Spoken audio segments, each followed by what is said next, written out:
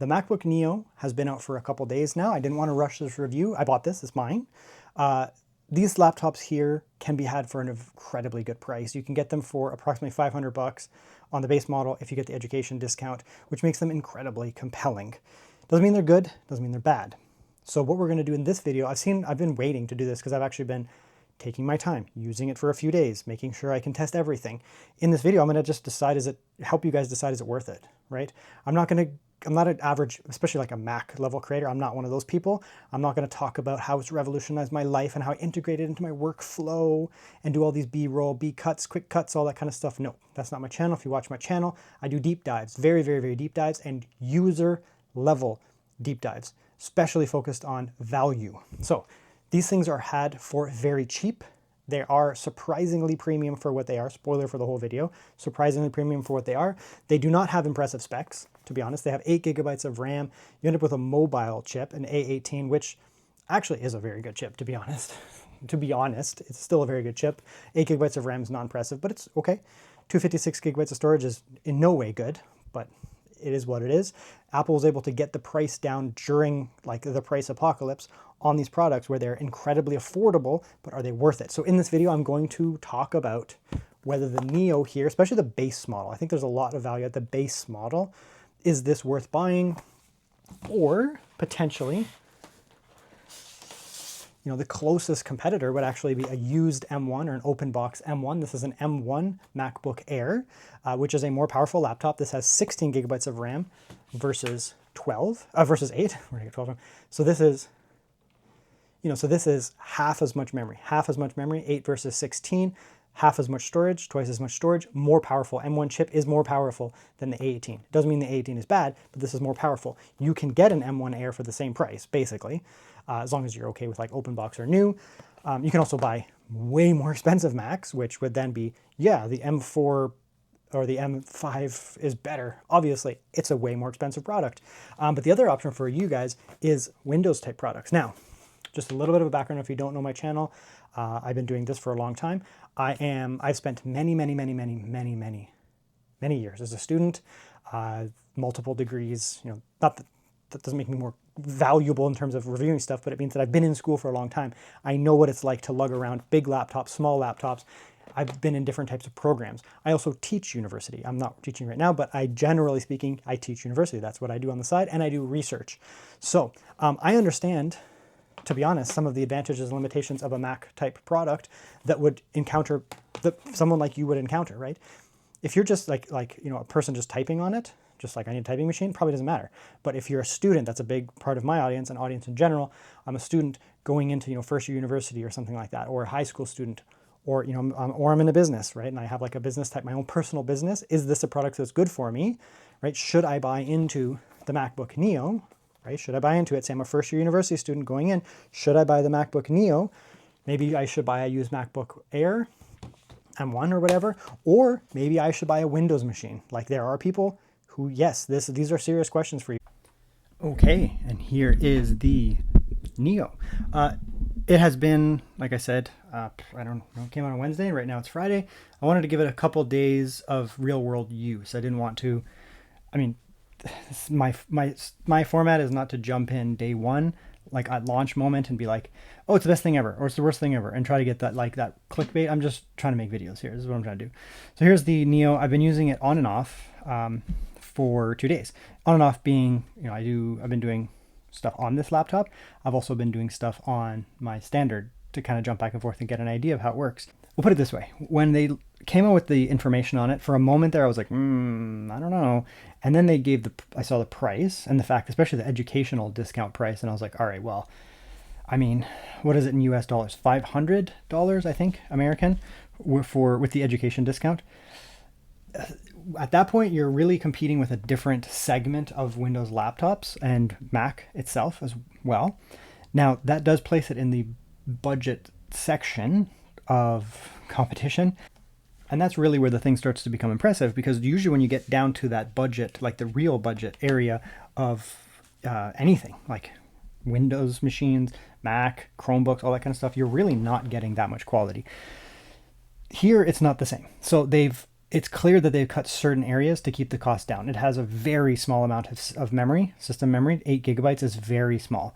Fortunately, it does run Mac OS, so it's not like crippling. If it was Windows, this would be a dead on arrival amount, just because Mac OS is more efficient. Doesn't mean that it's a powerhouse or something like that. Like, you're gonna never run into memory issues. That's not true. But Mac OS, which is this Mac OS, the operating system, is going to do a lot more with 8 gigabytes than Windows, like significantly more. So that they're cutting across there. It also has a very small and frankly pathetic amount of storage. 256 gigabytes is nothing. Yes, you can buy Windows laptops with that, but Windows laptops, first of all, you can spec them up for a lot less money, and you can upgrade them yourself. Now, storage in general is quite expensive. Storage itself, like to buy it, is expensive right now because the market is screwed up. So even if you get a Windows machine, you get storage, you upgrade it, it's going to cost money. Even so, it's still going to cost less than upgrading from Apple. Apple only offers up to 512 gigabytes. So now, that doesn't necessarily mean it's bad. We'll get into that in a minute. We'll talk about that, whether that's good or bad, whether that's enough. But that's where they're cutting prices. They're cutting prices on that. They're cutting prices on those two there, storage and RAM. The screen is not as nice as something like, a MacBook Air. It's still an incredibly nice screen, but it's not going to be like MacBook Pro or something like that. Like, it's just not, right? So there's other areas, but what it does have that's very impressive here is it's a complete package. It's a Mac. So it's not like you walked out there and you're like, oh, this guy has the like crappy Mac, right? Like, he picked up the one that's garbage, right? I decided to go with the yellow citrus or citron or whatever it is, just because it pops off screen and it's just unique. And I actually really like the color. It doesn't look the same in person. Yeah, it has like almost like in real life, it has almost like a metallic look to it as well, because it is metallic, obviously, but it has that metallic look to it as well. So, it comes across like this is like a slightly more yellow. This is almost like a, rare earth metal type color, with a tinge of green, tinge of yellow in it. So it's quite nice, but again, very premium. So you get the metal bottom, the metal top. At this price bracket, when you're buying into a Chromebook, you're not going to get necessarily metal. You might be able to, it's pretty unlikely. You are certainly not buying into metal on a Windows machine at this price bracket, unless it's on a deep discount, which is possible. It is very possible to get deep discount Windows laptops, or open box or something like that. Now, again, this is why I approach this thing. People will only look at the MSRP. The MSRP of this obviously is going to beat out pretty much most of the competition, if not all of it, for like how premium it is at that MSRP. Now consider, you get the education discount, we'll bring it down to $500 because that's a good price number. It really looks nice. It looks appealing. Apple products don't really go on sale, right? You can get open box refurbs from them as well, but they don't necessarily go on sale. So you are not necessarily competing. I'm not going to put this against always and say, well, you can only compete against MSRP $500 Windows laptops, because that's not reality, right? That's not reality. Windows laptops often go on sale. You could get a very premium Lenovo 7i, something like that, for around $500. It would have to be on a deep sale, but it is possible, right? So at that point, you're not competing with like the bottom of the barrel Windows laptops. You're competing with like a mid-range Windows laptop that's on sale. You put it at MSRP versus MSRP here. This is definitely going to be more premium. But like I said, Windows laptops go on sale more. But it is an incredibly premium feeling laptop. So when you have this in the hand, it feels very premium, right? You get that like wafer feel to it. I don't know how to describe it, but it's kind of like a wafer, very thin, right? Again, you can get Windows laptops this thin, so don't think that's not a thing, but it is very premium, very thin, almost like a tablet level thickness. All metal chassis is quite nice. It looks nice. The finish on it is quite nice. I don't know how it'll hold up, but I'm sure it's not going to the paint's not going to fade off or something like that. I highly, highly doubt that. I like the fact here that you get this, at least on this model here, you get that light keyboard. I am very adverse to fingerprints. If you know my channel, I cannot stand fingerprints. So for like Windows laptops, like here we have this it's not fully black, so it's not as bad, but some Windows laptops are like completely black. This is another Lenovo. I also have an HP that I'm going to bring in here as well, and they're silver, and these I like because you don't get fingerprints. I prefer this type. It's not the lightest thing in the world, right? Like it's metal, right? So you may look at this and be like, okay, it's the lightest laptop. It's small, like it's quite small, and it's slim, but it's not like what is that? It's not the lightest thing in the world, obviously. Where's grams here? There we go. Right, 1.22, is that right? Yeah, 1.22 kg, so 1,200 grams, a little over 1,200 grams. It's not heavy by any means, but it's also not the lightest laptop ever. Now here's a bigger 14-inch laptop. This is a 14-inch, right? Bigger laptop even. It's slightly heavier, maybe 200 grams. But again, it's a thicker laptop. It's way more expandable, and it's 14 inches, so it's physically a bigger laptop. So yes, the MacBook Neo is light in general, but it's not like, it's not shockingly light. It's just a 13-inch laptop. That's pretty, if you get, whatever you get, it's going to be 13-inch. You can get lighter laptops, actually, if you get like a X1 Carbon or something like that, but it is generally light. It's going to have an easy carry if you're going about your day, you're a student, you're traveling, your business, whatever. This is going to be an easy carry. One-hander, messenger bag, slap it in the messenger bag. I still consider a 14-inch laptop to be like messenger bag, but typically, if you're looking for super portable, whether it's Windows or Apple, you'd go for 13-inch. That's typically where you'd go. That's very nice. The other thing is with Windows laptops, there's a lot of range. Like this ThinkPad here has, like it's all plastic. It's completely plastic. Then we can get into stuff like this where it's a blend, metal top, metal bottom, a little bit of a plastic interior, but still feels premium, but it's a blended thing. So that's the kind of just general hand feel of it. It's very nice. It's a very premium feeling laptop. It has other nice things as well we can get into, has excellent speakers, all that kind of stuff, but just generally for the price what you're getting, you're buying into a very premium package. Now let's talk about ports. This is the same for any Mac. This is just a Mac issue unless you get into maybe a Pro, right? You get two USB-C there. One of them is going to be used for charging, and that's all. Now this one, it also does not come equipped with very fast ports or anything like that. Like you're not going to be running Thunderbolt 4 type enclosures, right? There's Thunderbolt 4 enclosures that are going to give you very, very fast storage. Thunderbolt 4 docks that you could run, for example, on an Air, right? You could be running something like this. There's thermal paste on it, but a Thunderbolt 4, USB 4 type enclosure that you can plug into your MacBook and expand the ports, get way more ports than that. So this one won't work necessarily at full speed because this is Thunderbolt 4, USB 4, but you can still get like USB 3.1 Gen 1 or whatever they are and expand this.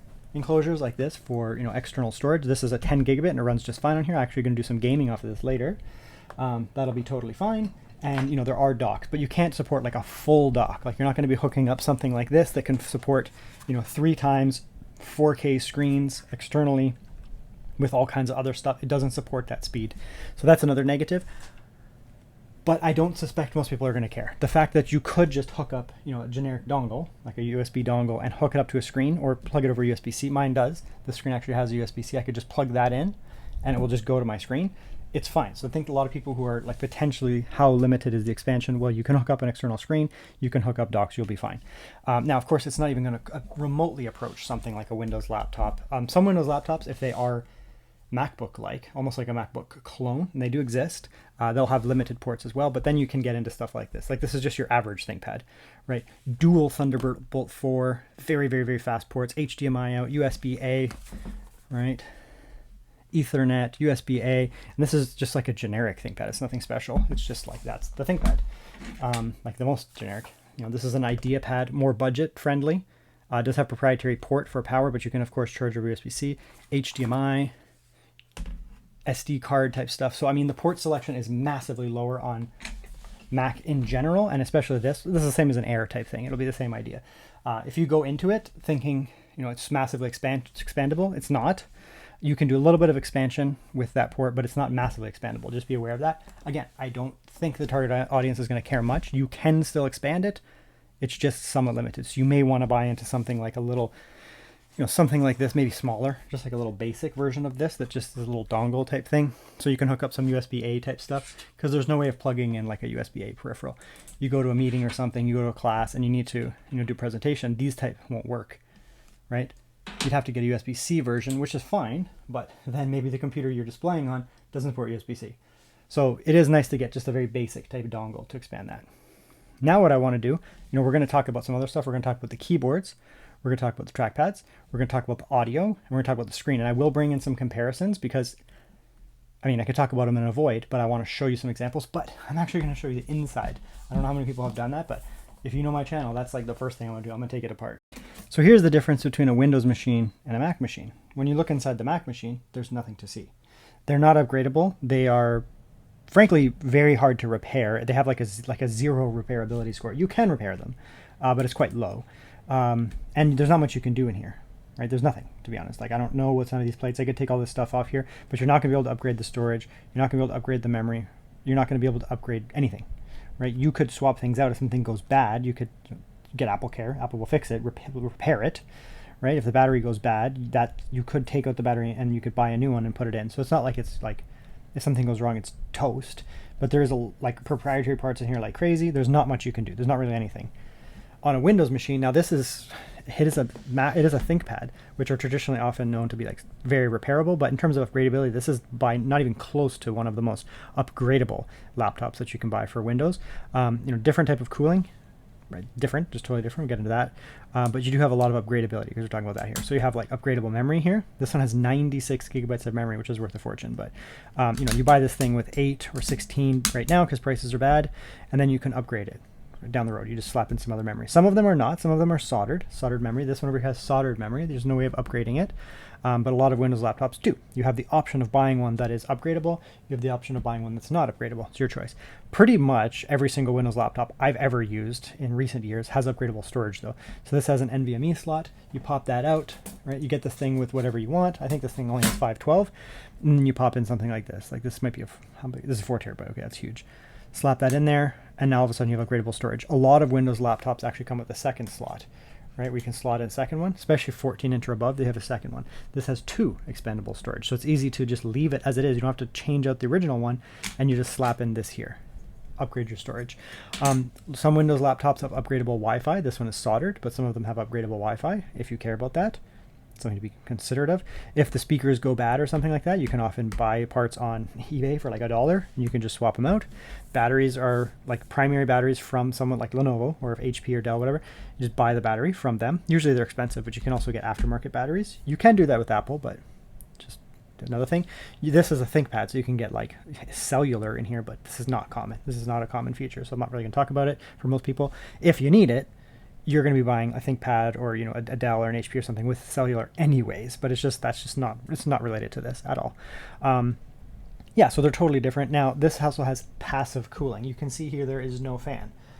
MacBook Airs have the same thing. There is no fan. That's a good thing and a bad thing. A good thing, it's good for battery, good for being silent, that kind of stuff.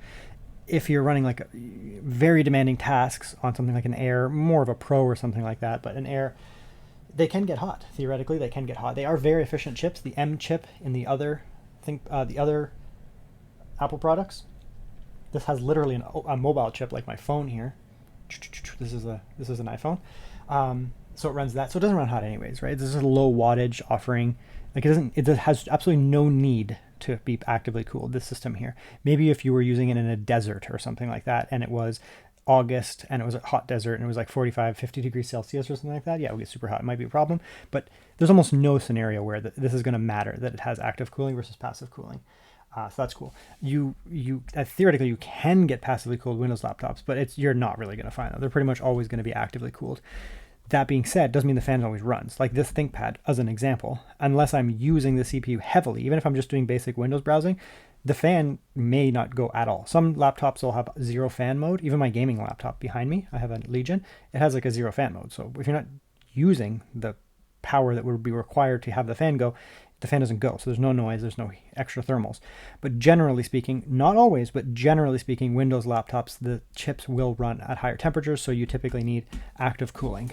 That's another thing to be considerate of here. You have like 0 upgrade, you have actually 0 upgradability. You'd have to do it from Apple, and you don't have any like tweakability here. There's nothing you can do. Repairability score would be awful on this. Like this I can actually take out the keyboard. Like there's actually screws there. You take those out, you can take the keyboard out if you spill water in it or something.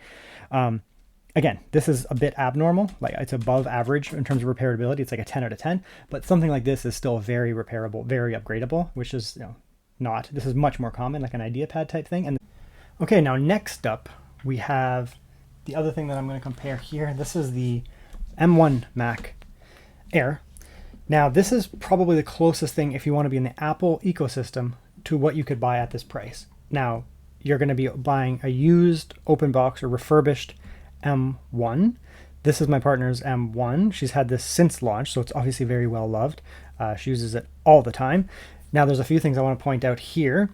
If you're buying around, again, we'll say around $500 American, something like that, you're probably buying into the M1 Air with this type of spec. This is actually 16 gigabytes, so slightly upgraded, or you might be able to get into an M2, probably base type thing, something like that, around that range.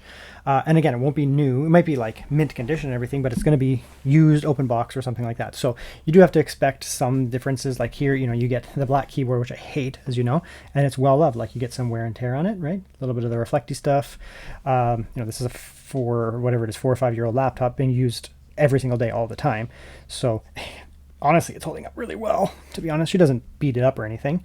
She has like a plastic shell on the outside normally. I took it off, but right, that she doesn't put a cover on the keyboard because it can mess up the screen. So she does take care of it. You know, we take care of our electronics around here, but there's a little bit of wear and tear. So the one positive is, I mean, this thing does seem to be quite premium, so it's going to hold up like the same type of thing, right? This should be holding up in both cases quite well. I don't expect this to be any more like beat up or anything than this would be after, you know, 3, 4, 4 or 5 years or something like that. So that's that there, but there are some other differences here. I mean, this is the M1 variant. So you can see here the M1 variant has this rounded edge.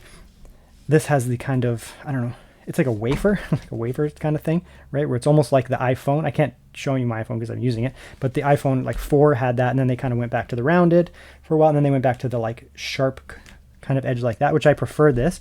But the M2, M3, M4, M5, they go back to this, so they'll actually look more similar. It's only the M1 and before where they have this kind of round off drop where it's like very, very, very thin. See that? Like very, very, very thin versus that like kind of, I don't know, biscuit style. That like this is just the most minor thing, but that's just the design. They will become more like anything past M1 will look like this more. Otherwise, I mean, let's bring in the chassis here. So this is an M1 Air. Right, let's get them lined up as best we can. And again, I'm using the M1. I could borrow someone else. I don't have a Mac on me right now, but I could borrow someone else's or buy one, whatever, just sell it when I'm done. But it doesn't make a big difference, to be honest. Like you can see the size here. These stick out a little bit further here. The screen is a little bit taller. Like even the physical screen starts at a slightly higher spot up here, but they're slightly different, right? The rounded edges over here. See this? See how this is a square edge down here? Let's zoom in. Square edge down there. See that? This is not a square. Like the actual screen underneath is square, like the layout, but you can see here that actually is rounded there. See that? It's a rounded edge. This is not. This is square. So if you make like something full screen, or if you have a full screen video that's not 60 by 9, 16 by 10, or you know a game or something like that, or some programs in their full screen, you can see you can go up. See, it's a square corner up there. Stop playing the video, please. Over here, it's not. Right, it's rounded. See that? It actually falls. It's kind of cool that it does that. See it like more like an iPhone. It's rounded off at the edge there. Just be aware of that. Right, so we have the keyboards are quite different. They're similar and different. So like the actual like layout, it's gonna be the same. Obviously, it's the same layout exactly. It's the Mac layout. A little bit of difference here. Like here, we don't have fingerprint reader on this one. If you get the step up, you can get a fingerprint reader up there. That kind of stuff. But generally speaking, quite similar. Much bigger function keys, which is nice. I prefer that, obviously, a little bit bigger function keys, but that's because the trackpad is smaller, larger trackpad shrinking it up there. But the actual keyboards are very similar. Now, this one, maybe because, no, that's not true. I like this keyboard more. We'll just put it that way. I was going to make an excuse, but it is an actual better keyboard than this. The Mac Air, M1, M2, M3, M4, I've only went up to an M4 Air. That's as far as I've gone. I haven't tried the 5. The keyboard, it's okay. I'm not the biggest fan of Apple keyboards on these. They're a little bit low travel, like the keyboard, the keycaps are a little bit low, like physically short, and the travel is not great. Like it's okay. It's just such a like little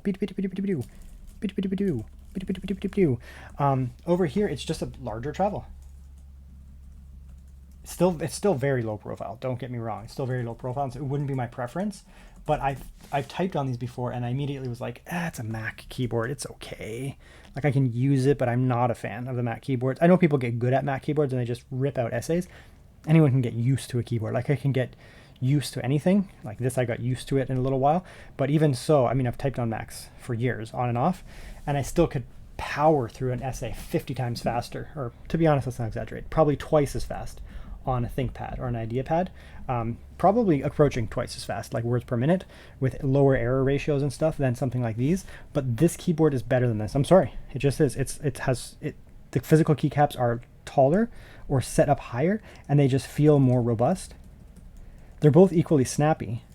I can't do too much. I mean, this is a very well used keyboard, but Yeah, it just feels snappier. Now, that being said, the other thing I'd like to emphasize here, this keyboard, again, is 4 to 5 years old.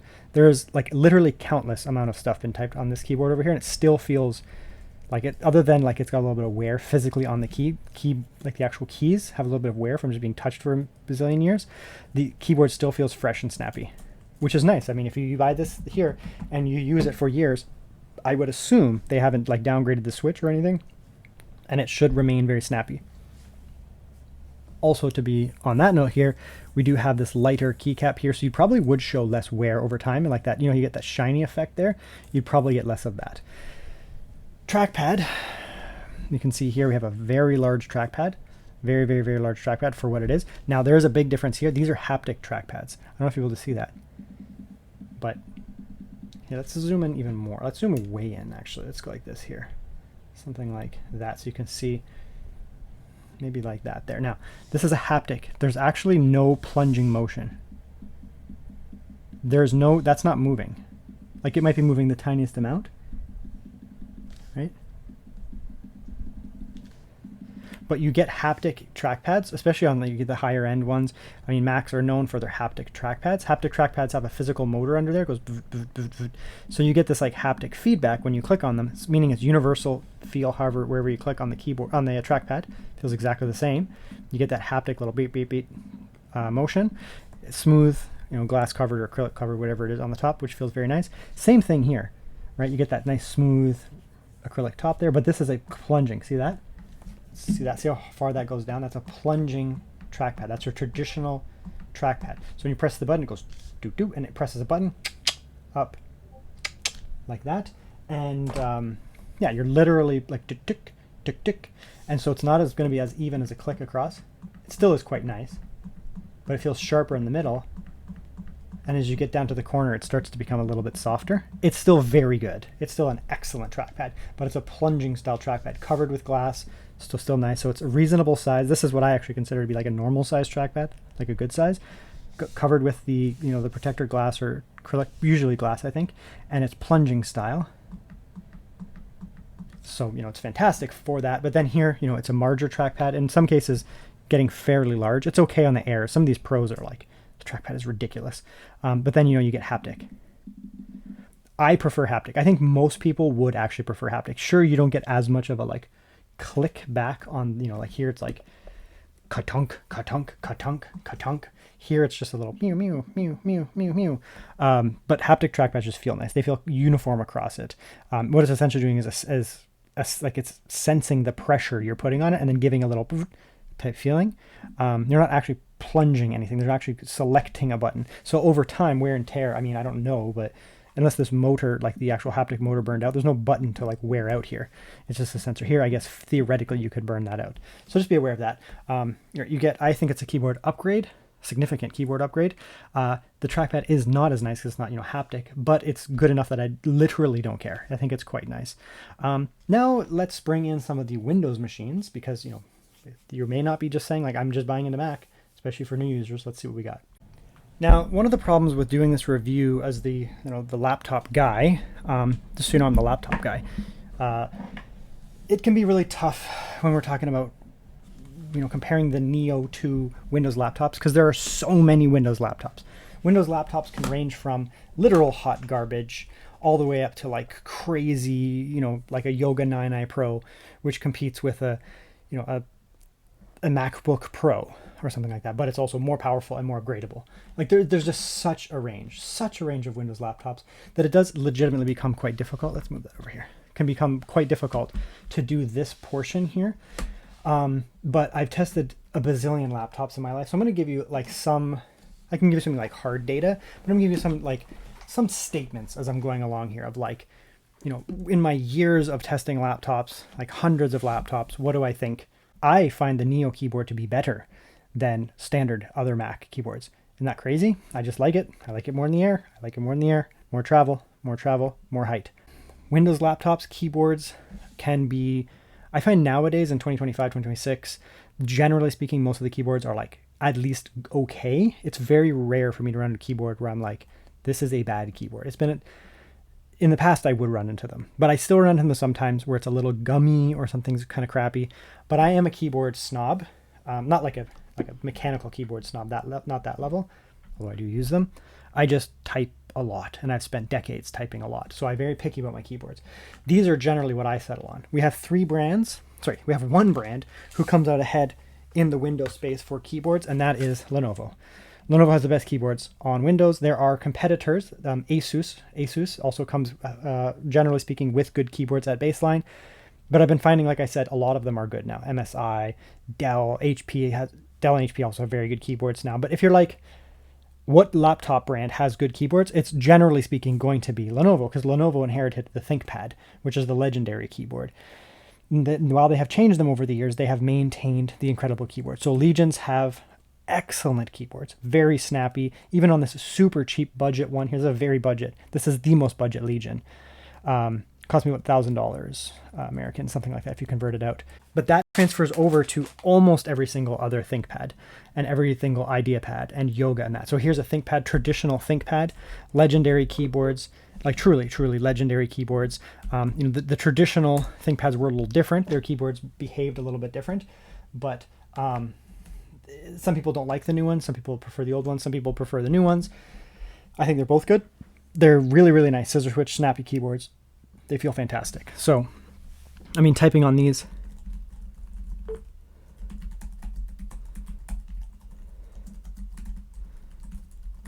it's going to be one of the best experiences you're ever going to have in terms of typing. Like, really, actually, a ThinkPad is crazy. Even like there's different levels of ThinkPads. Some of them are thinner, some of them have higher travel, whatever it is. Generally speaking, at baseline, ThinkPads are crazy in terms of keyboards. Interestingly, I prefer IdeaPad keyboards. Now, this is an IdeaPad Pro.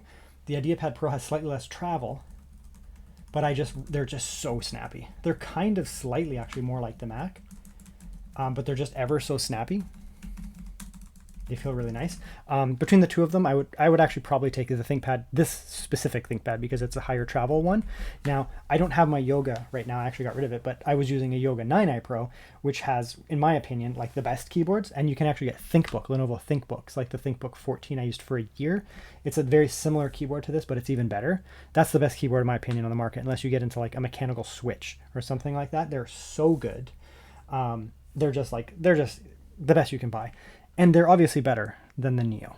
That being said, this is a really excellent keyboard to type on. Like, I love this keyboard to type on. It's really nice. And I love this keyboard to type on here.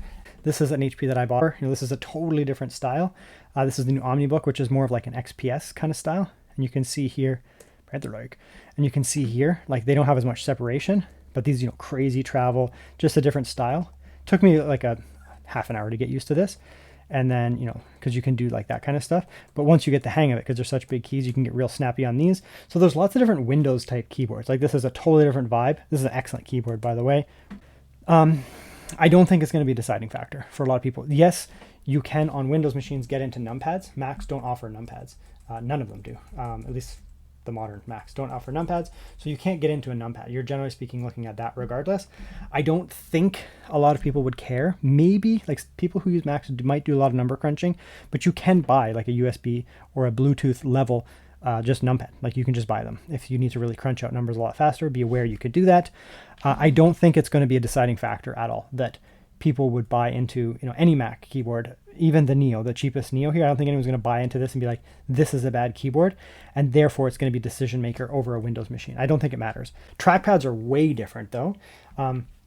Like here we have a plunging style trackpad like this. This is smooth. This is not glass covered. I do have a glass covered one as well. Sorry, this is glass covered. I have the OmniBook is not glass covered, so you do have that same smooth texture here, gloss, like a glass, very premium feeling. I mean, I prefer this, I guess. A little sharper. It's a bigger trackpad. I guess I prefer it, but it doesn't matter. Like, this is fine. I don't have any problems with this at all. That would literally not be a deciding factor at all for me. Here's a ThinkPad. ThinkPads are I brought this in as well because it's different. Here you get, the physical buttons up here. You can still click down here, up here, and you actually have a track point nib as well as an option. Totally different feeling. These are actually very muted in sound. ThinkPads are geared mainly more towards professionals. Consumers still use them all the time, like they're famous, but they're geared towards like professionals or professional consumers, we'll put it that way. So they're generally meant to be quiet because, you know, you don't want to be in an office where there's a bunch of people using a ThinkPad, like a bank or something, and then it's like from 50 different places. It's going to drive everyone crazy. I mean, I actually prefer the Neo trackpad to a Lenovo ThinkPad trackpad any day. It's just, I like that sharp click over the plunging. Now, you can actually get these with haptic as well. Some ThinkPads come with haptic, which are like the motor on the Mac, but they're way out of the price range. Like, you can get ThinkPads that are close in price to this. This is a T14, so it's more expensive. Sorry, P14, but you can get like an L14, which are like very budget friendly from Lenovo, and they have the same keyboard, the same trackpad. So they're going to be exactly the same as this. So then you're getting trading blows between the price of them. I'm not going to say no to a track point. They do have their advantages when typing, being able to come over here, type like that. But it's like, this is literally only on ThinkPads. Because I actually like the Neo more than the Air, I actually think it would trade blows with even my favorite Windows type machines. I still take these over it. I still prefer them. But this is close enough that I wouldn't care. Which is crazy because I've been the person who's been complaining about Mac keyboards a lot, and that's mainly because of the Air. I'm not a big fan of the Air with that like very tiny keycap and very minimal travel. Okay, now I do want to talk about the displays here. We're going to start with the Mac and the Mac, and then I'm actually going to probably get rid of the Mac from now on. Okay, now screens. Let's start with Mac versus Mac. We'll come in here. Let's just have a quick look at the screen spec. Okay, so the screen spec here, right? Like if you go to more space here, you can see like the taskbar here is much smaller over here versus here. You're not able to get as much room on this here, right? Even though the screens are kind of similar size, not exactly the same, but they're kind of similar in the same realm of size, we'll put it that way. Even with the like more space setting here, everything is much more blown up. You can make like windows themselves smaller, like the inside of the windows, but it just feels less spacious. Over here, we don't have that problem. When we go to more space, it actually becomes quite spacious. Screen real estate, even though the screens are similar in size, this is slightly more, but they're similar. When you put this into more space versus more space, this feels more spacious. You can see like the menu becomes smaller down here. This is all default settings. You can tweak stuff with like other stuff, but default press button thing happen. Much smaller down here, much larger over here. The windows feel bigger over here. They feel less spacious over here. Like this is physically now larger than this. The font remains similar, but it just feels less spacious. So here, like my partner, I normally would run this on more space, which is, you can see here, 1680 by 1050, 1637 by 1024. They're so close in terms of like pixel density. They might actually be the exact same pixel density because this is ever so smaller. So this doesn't look any less crisp than this. That's not what I'm saying here. They look exactly the same in terms of crispness, but this one just seems to scale better. Kind of interesting that this one here over just seems to scale a little bit better on like this default mode over here. 900p, what's this over here? 881. I mean, we're only talking about 20 pixels difference, but it just feels more spacious. So that's an interesting little thing there. Let's come in here. We'll make this large here, and then we'll go over the Windows. Windows is tough because there's just so many options. Like I have so many different, I have like 10 laptops on hand, and I could bring in ones that would just crush both of these Macs in terms of displays. I have ones that are way worse. It's just the way that it is, but let's come in here. We'll get this video playing here. We'll just do a quick look here. Set it up at, let's go like 4K. We'll crank this way up here. Full brightness, and I'm going to do my subjective analysis of this. I mean, there's some objective facts here as well. They objectively do not look to be the same screen. The blues are slightly different. The greens are ever so slightly different. This one visibly to my eye looks darker than this over here. Like I do this for a living. This is what I do at this point. And I also work professionally with colors, not in like graphic design, but I'm a cartographer. So this is what I do professionally for YouTube and out of here, my other professional side. And I stare at screens a lot. So I can just give you a bit of like subjective / objective, but not with like a tool other than my eyes. Human eyes are pretty good though. Let's come in here though. They both look fantastic. We'll put it that way. The MacBook Air looks brighter and more vivid. It's a brighter screen. Like, I don't care what the paper says, what it says on paper, it's a brighter screen. We're getting a little bit more richness in the blues over here. That's interesting. Greens look good on both. Little bit more vibrant over here, but very close. Both looking very sharp. PPI extremely high. So they both look killer. This is just a better screen though. I don't know if it'll show up on camera. Who knows what the camera's going to show. On camera, they may look identical. I mean, I'm looking at my phone and they do look a little different, but yeah, that does look a little more vibrant on the camera too, actually. So the color blue here looks to be a little bit less crushed. Greens look almost the same, but I'm going to be honest here. This is a brighter screen. You can see it on camera a little bit. This looks a little dimmer, duller. So this is a brighter screen. It's a better screen, and not surprised by that. I mean, again, it's a much more expensive product. I mean, like, are we shocked? Are we shocked that the screen that costs twice as much is better? Okay, now here's where things get interesting to me. This has a larger color space. It's very obvious to me. Yes, it's a slightly dimmer screen. Now, everything on paper doesn't necessarily translate into reality. This is a brighter screen. You can notice it here. It's very obvious. This is a much more vibrant screen in terms of brightness. Just a brighter screen, but the color space is greater on the Neo. The greens were looking close, a little better on the Neo. The blues were looking noticeably more blue, and the reds are noticeably more red. Ever so slightly orange, just the tiniest little bit orange here. This is a slightly bit more red. I don't know, I mean, technically I've seen this on like 100% DCI-P3 screens with, like, you know, OLEDs and that, and it looks more vibrant than both of these, and we'll bring one in on a Windows machine, but we can see here, this one does have a little bit more color space in the red. A little bit more, they're just slightly different, but this is brighter. So it's a trade-off, right? Her skin looks a little bit more orangey, a little bit more pale over here. I think that technically this is more accurate. I believe it's more accurate, just based on all the screens that I've used, but I don't know. I've never met her. They're both looking really nice though, right? Blacks, you can see here, are a little different. Let's bring that down to about what I see. So they are reflective, but they're not brutally refractive screens, both of them. I'm actually seeing the blacks look better on the Neo. Yep, slightly better on the Neo. Again, this is an older screen, 4 or 5 years old. This is probably the same price bracket as this though. I used one of these, and I'm seeing better blacks over here on the Neo. So, and the reds are actually a little different here. So I'm gonna say I actually slightly prefer the Neo screen in terms of colors and dark, like the blacks. But this is more vibrant. If someone were to come to me, if I was working in a very bright environment, I mean, like, maybe the MacBook M1 Air is better in terms of that, but I don't think it's the biggest deal. And the Neo looks fantastic. So what I'm going to take away from this is that the Neo has a very good screen, even when compared to the MacBook M1 Air. They're both very good, and this is an excellent screen. So don't feel bad thinking this is a bad screen. On the contrary, it's killer. It's a killer screen. Let's now bring in some Windows-based stuff and do a comparison there. Now I have like countless laptops that I could be using here. I mean, I have OLED matte screens, I have IPS screens, I have high resolution, low resolution, I have all kinds of stuff. So, but what we'll do here is we'll just bring in this here. So over here, we have an example of a matte IPS screen. It's going to be an IPS like this here, 100% sRGB, similar type color space between them.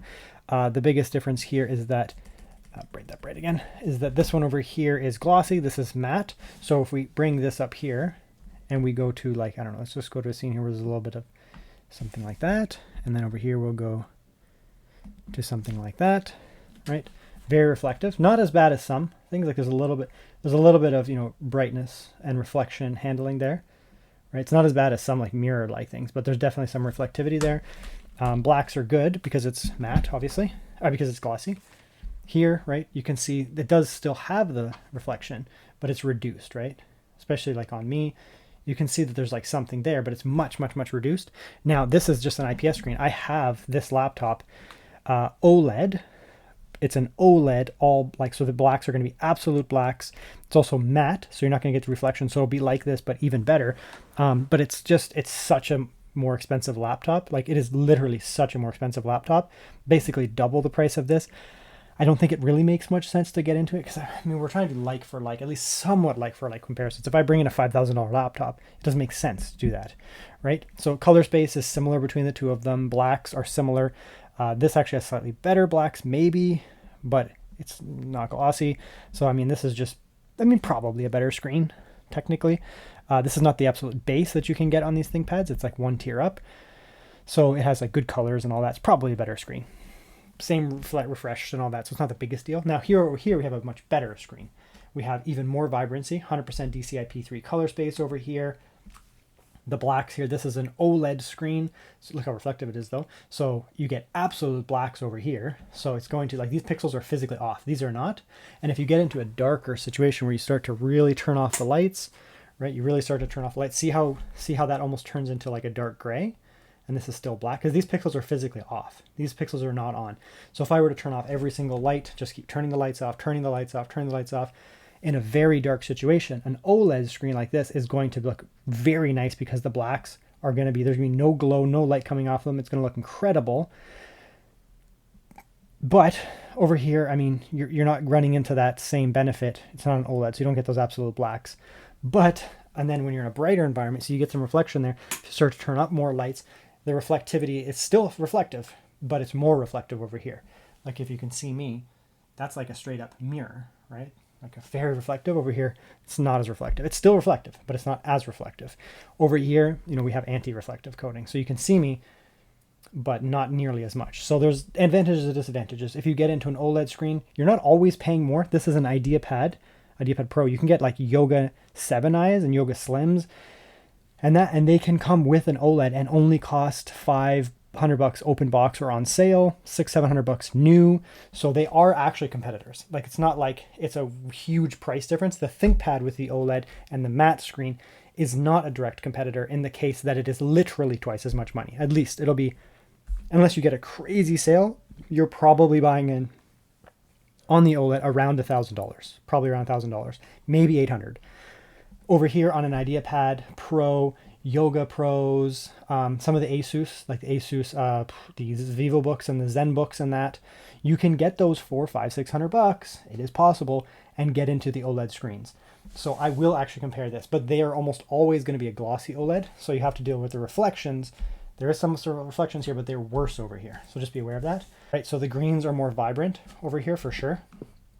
Right, 100% DCI-P3 color space, not 100% DCI-P3 color space. So the greens are pushed up a little bit further. You get more vibrancy. It does not mean that this is more accurate. It does not mean that this is more accurate than this. In some cases, 100% DCI-P3 screens are actually less accurate because they're over dramatic, right? Here's an sRGB screen. sRGB, the resolution is messed up here, but I'll just come in here like that. And these are very close, right? The actual color space are very similar between them. Probably, in all honesty, probably these are actually more accurate, like towards representing the way that grass would look, these plants would look, are probably more like this. If you were to go out in this field, that's probably how they would look. Over here, it starts to become slightly over dramatic, where they're like nuclear levels of green, right? So, you know, just totally different. I'll come back here and get all of them. So, you know, the Windows machine would be probably equivalent to this over here. I'm not sure why that paused for a second, but there you go. See, these greens are starting to get overly dramatic. This is also a DCI-P3 screen. Overly dramatic, very similar. Not muted, I would say. They're not muted. They don't look bad. It's not like an inaccurate screen, but it's not as dramatic as these. These over here, right, this is going to be better for like viewing, watching shows, watching movies, playing games, video games, that kind of stuff. It's just more dramatic over here, right? It's more dramatic, pushing into this color space. Again, doesn't mean it's more accurate. It could technically be overly dramatic, making it wrong, but it's going to look more vibrant to you if you're using it for like content consumption, that kind of stuff. So just be aware of that. I mean, the Neo is a very good screen. It's an sRGB level screen, fairly bright, nice and crisp, to be honest. You can get Windows machines that are, you know, lower PPI, higher refresh. You know, it's only 60 hertz. This is 60 hertz, is 120 hertz. So you can get higher refresh over here. Refresh is good for like scrolling when you're scrolling around, doing that kind of stuff. It looks more natural and fluid. Get yourself an iPhone or an iPad mini. Go to Apple. Go to Apple. If you're going to be checking this out, go to Apple right now. Get either the Pro and compare to this, MacBook Pro, MacBook for this, or get yourself an iPad mini and do the scrolling, and then get yourself an iPhone 16, 17 Pro Max and do the scrolling. The higher refresh stuff like this, it's smoother when you're scrolling. Moving stuff around the screen, it feels smoother. Here you get a little bit of a jank, but it's not bad. 60 hertz is still fine. It just doesn't look as good. These are both very similar screens, right? Both IPS, both 60 hertz, both sRGB color space, anti-reflective versus semi-reflective, but they're both very good. People pay money to upgrade to this screen, so it's good. So that means that, you know, if you're buying into a Windows machine, you can get a much worse screen than this. It is very possible, extremely possible, to get a much worse screen than this, which would then make it much worse than the Neo, significantly worse. If you get a lot of laptops, fortunately, in 2026 are starting to come with a baseline of sRGB color space where it's like, like unless you're really going super cheap, it's possible to buy into an sRGB screen fairly easily now, which means you're at least getting, you know, about the same, which is good. It's fine. I have no complaints about sRGB screens. My daily driver is actually an sRGB screen. It is what it is. Then you can get into OLEDs. This one comes with a non-glossy OLED. It is possible, but it's very expensive. It's primarily like the ThinkPads where you can get into the non-glossy OLEDs. But the ThinkPads are very expensive when you get into the non-glossy OLEDs. Then you get the advantage of the absolute blacks over here, the beautiful colors, but there's no reflections. However, the price doesn't make them comparable, in my opinion. Over here, we have an affordable budget. This is actually a budget laptop. This laptop cost me $600. It was actually $100 more than that. It has a way more powerful CPU, 185H, and it has an RTX 4050, which will massively outperform this in every single possible way. It also has a better screen, right? 120 hertz refresh screen. It's going to be extremely vibrant, but it's just a totally different type of laptop. It's a much bigger laptop. Battery life is not even remotely comparable. This is okay for battery life, but it's not comparable between the two of them. It doesn't run Mac OS, and I got a really good sale for this. It is possible to buy these for, you know, $600-700, but it's not common. You're probably looking more like $800 or $900 for this laptop here, at which point, you know, you're paying 30, 40, 50% more money. Yeah, you do get 40, 50% more laptop. Better CPU, RTX graphics, technically a better screen, way more upgradability, but it's also way more expensive. See what I'm saying? So the only negative of the Windows, one of the negatives, sorry, of the Windows space is that there are so many options. You have to you have to either know what you're talking about, or you have to come to like my channel where I talk about this stuff all the time and, you know, watch my videos, have me compare them or ask me questions on my YouTube and say, oh, is this a good laptop or a good screen? And then I'll say yes or no, right? And give you the reasons why.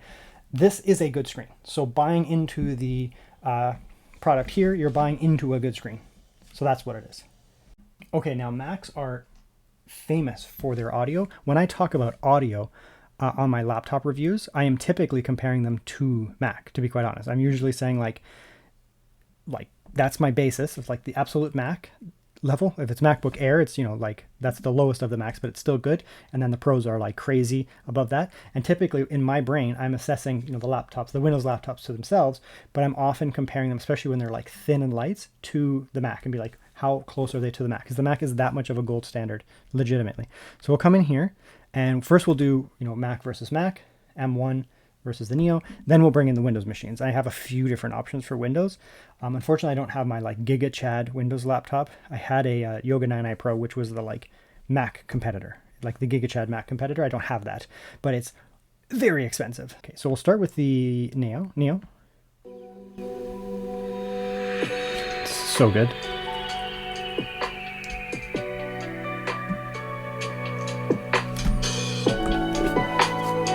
$500 laptop, by the way.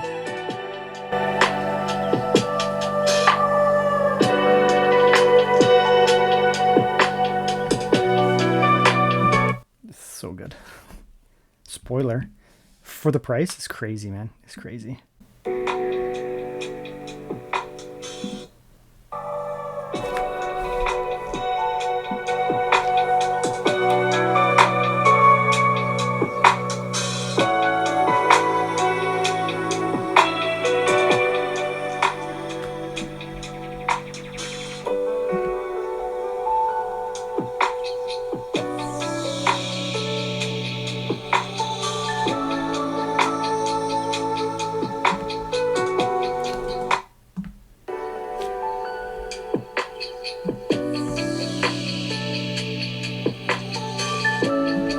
It's pretty obvious which one's better. I mean, the Air is better, right?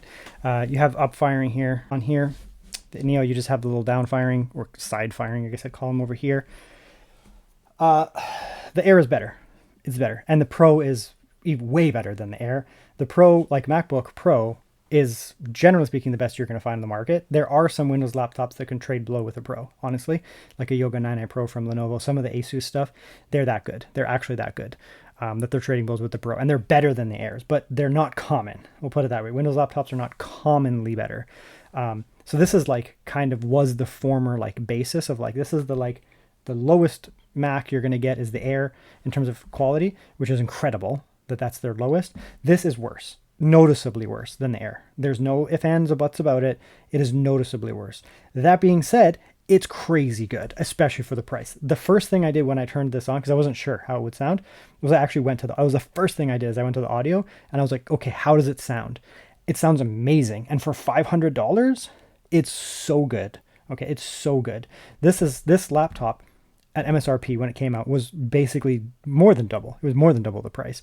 Even with educational discounts, more than double. And if you get a Mac now, MacBook Air, I don't know how much they are in USD. About 1,000 to 1,100, somewhere around there. Just depends what you get. Versus $500, right? So it's twice the price, and the audio is not twice as good. It just is better, but this is so good for what it is. For $500, it's crazy. It's crazy, right? And I'm the unbiased guy. Like I don't like Mac OS. I use it from time to time. I'm not a big Mac fan. I like their hardware, to be honest, but I don't like it. It doesn't work for what I do. I don't like, my audience is not even like Mac focused. So I'm not going to come in here and be like, it's the best thing ever, and because it gets me views on YouTube. But I'm just an honest guy. Like it sets the new precedent for what $500 is in terms of audio. It's not even comparable. It's so much better than what you get in like a Windows space for $500, unless you buy a used older, I don't know, like if you get a Yoga 9i Pro used for $500, okay, it'll be better than this. It'll be closer to this, but that's a used laptop. Now, this is a more powerful machine. It has 16 gigabytes of memory versus 8. I'm not going to go into all the specs of that. Like, well, what does that mean? Because that's not what I'm doing on my channel. What that means is you can have more things open. So if you're using the M1 here, and she has, like, there is all of the things open here because of what she does for work. She doesn't want to close them down, and that might bother me if it was some type of situations, but for what she does, she actually can't. She can't close it down. She needs to keep this stuff running all the time. So that's why we went with the 16 gigabytes, because she can keep all this crap open here at the same time, and the system does not become laggy. On an 8 gigabyte variant, or if this was the 8 gigabyte variant, if she were to keep all that stuff open all the time, it wouldn't like crash, but the system would start to become laggy because you start to be eating into swap memory and it wouldn't be as quick. Over here, you're not going to be able to have as much stuff open. So if you're the type of person who has like 5,000 Chrome tabs open, or, you know, a million programs at the same time open on this, just be aware you're going to start to run into issues. It won't crash. It won't blow up. The system won't like completely run out of memory. You'll just go into swap files, which will slow it down. It'll start to feel slower, laggier, and that kind of stuff. It'll still work. It'll still be fine. It'll still be usable, but it'll start to slow down. If you're that type of person who's like more of a power user, or like even a basic power user, like not, you know, professional creator, whatever, like all the people on YouTube, you're like the person who's like, I need to have a million things open. I'm a student. I need to have a million things open. I'm a business owner. I need to have a million tabs open. I'm a real estate agent. I need to have 50 different buildings open on my, my Chrome or my Safari at the same time. They all have to be open. I can't close them.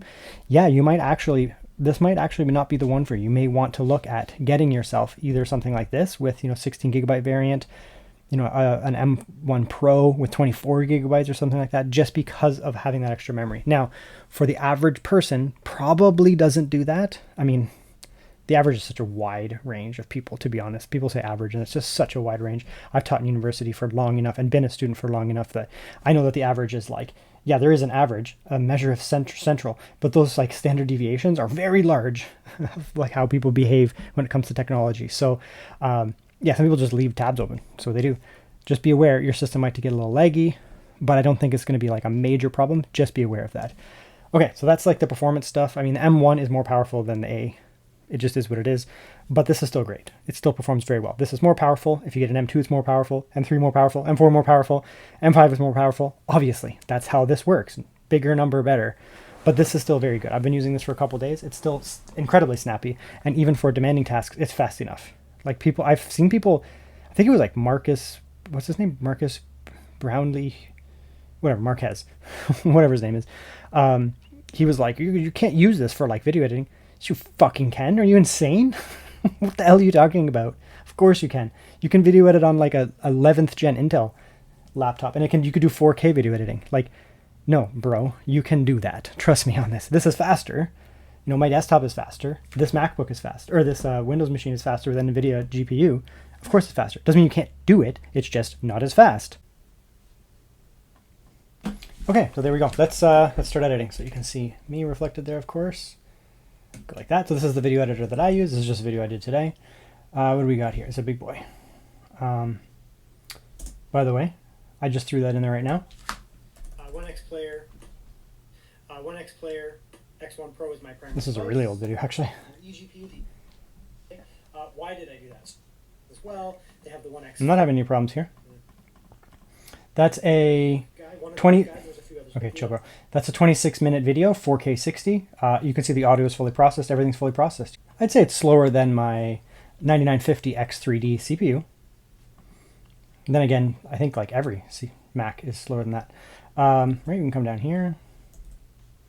Get 2 of them in there. Well, that didn't take too long. Let's come over here. Let's make it 5 minutes. Like that. Like that. Get these guys out of there. Okay, so now I mean, this is going pretty well. I'm not having any problems here. Let's come in there. Let's do a little transition here. Okay, so we got a little transition in there. Right, we got some stuff going on. I mean, it's working fine. I'm not having any problems here. Video editing. You know, it's a 2K. That's a double track there. Let's actually, I mean, we can split it at about right there. Just split it. You know, put in some effects here. Get some blendage there. Something like that. A little crossfade. A little crossfade. We can do some audio stuff here. Let's go in here. We'll go. We can enhance it. Okay, let's enhance it. Adjustment on that one. None of these things matter. I'm doing it for fun. Sure, make myself green. Okay, that's the bottom one you can see there. So that's there. Let's make this guy over here. Color temperature. Make myself green. Green and yellow. Horrible. Looks like pee. Let's take that off. I don't like it. Audio to noise. Let's do some audio to noise too. There isn't really much going on here, but we can do a little wind noise. There might be a little fan or something. Might be a little fan going on. Yeah, that'll be fine. You know, you can do that kind of stuff there. Run some of that. Run some stationary noise. Sure. All right. Remove part of it, whatever I want. This is all going pretty quick. Wind removal. Let's do audio. Let's do AI wind removal. There probably isn't much wind going on in here, but let's see how quick that is. It's going to download. I just set this up. We'll come in here. You can set the frequency that I want it to be. I don't know. Sure. We'll just put it there. We'll put it in strong as well. I think it was completely silent when I was filming, but maybe my air conditioner turned on or something at some point. I don't know. Come in here. It's not a big clip. It's only a 2.5 minute clip, but done. I went pretty quick. All right, I ran my audio denoise there. Software here is not like this is not Apple software. It's not you know, specifically tailored for this A18. This will be optimized for at best the Apple like the M1, M2, M3, M4, M5. And if you used Apple software, I'm sure it would be more quick or whatever. It'd be better. But let's come in here, do a little export in here. You can do AVC. I usually do HEVC. It's just like, I don't know, it just ends up being a little smaller. Come like that here. MP4. I do 4K. That's just how I do it. Go like that. Let's just make sure it's set up 4K 60. Okay, I do 4K 60 for YouTube. It's okay. My input video is 4K 60. My output will be 4K 60. That's fine. That's fine. Okay, so this is a 5-minute video. 2 tracks, 4K 60 on both of them with, I don't know, some like very basic effects, whatever. It's going to put a watermark in, but whatever. Doesn't matter. I have literally no idea how fast this is going to go. No clue whatsoever. I have never exported on an A18.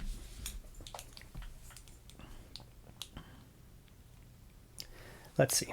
So it's definitely going to be slower than my RTX 5070 Ti and my 9070 XT. But the question is, can you do it? Is it possible? Is it possible to video render? I mean, it's doing it, right? It's definitely not as fast as, you know, working on a Pro. 16 gigabyte MacBook Air with a, you know, M5 or something like that. Yeah, it's not going to be nearly as fast as that. It's a little A18 type mobile chip, but the A18 is a great CPU. To be honest, a great little APU. Yeah, if you're buying this specifically to video edit, like if you're like, I need to buy a Mac because I want to do video editing, like that's my goal here. Yeah, you wouldn't buy that MacBook Neo. I mean, you could, right? If price. I always tell people, don't fixate on the hardware. Make sure you have enough to do the work you want to do, and then start recording. Don't go out there and spend $7,000 on a camera, $10,000 on, you know, lighting and microphones and all that crap for your studio, and, you know, you're $35,000 in debt before you even recorded a single YouTube video, and then you have paralysis. No, You go up there and you record the damn video. That's how I started my channel. My channel started with garbage. I'm not telling you guys my channel has high production value. It does not. But you just get out there and record. And perhaps the Neo is an option for you guys, right? If you're in the Mac ecosystem, especially if maybe you have something at home and you just need something on the go that's not super expensive. I mean, and you don't like editing on an iPad, you can get an iPad Pro with like an M chip. It's super quick, but maybe you don't want to do that. Maybe you want to have a $500 little MacBook that can do everything and you can video export. When it's done, it'll be done. We'll have an exported video. It's not going to be super quick. If you're looking for the fastest video export, this is not the machine you're going to want to get, but you can do it. Can you game on the Neo? I'm not going to pull the ETA Prime and be like, yeah, you can game. It's the best thing ever. I'm just going to be honest. Kind of. You can kind of game. Apparently, the front port is not as fast. It's like your Sprint enclosure can go faster if it's the other one. So let's do that. That's good. That's nice to see. So we're going to close that down. That warned me. I'm obviously doing this on an external because this thing doesn't have enough storage to store the games. Like physically, I don't even know if I could fit some of these games on here. So we're going to swap that out. Swap that around. Try it again. There we go. Okay, so I've installed a few. I've actually already tested these. This is like a day later. I just gamed a lot yesterday because I just was very curious. This is interesting. I like technology and I like to test technology, and this is the fun part for me when something so new and so different comes out. So I have tested Baldur's Gate. What else have I tested here? I have tested Civilization. No, I have not tested Civilization. I just installed it, but I've tested Baldur's Gate. I have tested, let's go like that. I have tested Valheim. I have tested Robocop. And I swear I did one other game. Wasteland? It's here somewhere. So I'm going to show you some games that work well. I'm going to show you some games that maybe don't work so well. But the summary will be, yes, you can game. So let's jump in here to Baldur's Gate. Baldur's Gate is huge. I can't remember the size, but it's 130 to 150 gigabytes. So it will take up your entire storage. So you really would want to get yourself an external, something like this, $15 from Sprint. Other brands have them too. Get yourself an NVMe. This is just a 512. It wasn't that expensive. And install your Steam library onto the external. You can use it for other stuff too. So we're going to load up Baldur's Gate here. Baldur's Gate is like it's a good game to play on an iGPU. See what we can get. We'll try some other stuff too. Temper your expectations here. This is not going to be staggering. It's going to be, yes, you can game with a big asterisk. Yeah, so can the little A18 game? I mean, yeah, game on my phone. Doesn't mean it's a beast. Now, here's one of the cool things. Of course, this thing is now running in...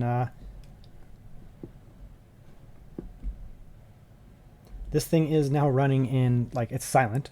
You can hear my AC running. Or air, like you can hear my house vents running, but this thing is silent. There's no fan in it, so it doesn't produce any noise. So if you sit it on your lap and you're going to play games, it's not going to produce any sound. Now, we are going to have to be very gentle with the settings here. Very gentle. But it works. But it works. We'll put it that way. So we'll come in here, we'll do a little BG3. Baldur's Gate 3, one of the best games ever made. In the history of video games, this would be in the top 1 percentile, if not the top 0.001 percentile. It is an incredible game. Native macOS support, fantastic, runs well. Now, it only has FSR 1, which is garbage, so the upscaling is going to be trash. We don't have access to Metal, so yeah, it's not the best experience in terms of that, but it gives us a baseline that, even such a demanding game, such as this, with access to like the worst scaling possible, FSR 1, which is ancient, it still is going to run well. So I'm actually going to run it native rather than with FSR. Just give it a sec here. Okay, so last night I was in here. I was just digging around. I don't want to spoil any of the game, but look at the FPS.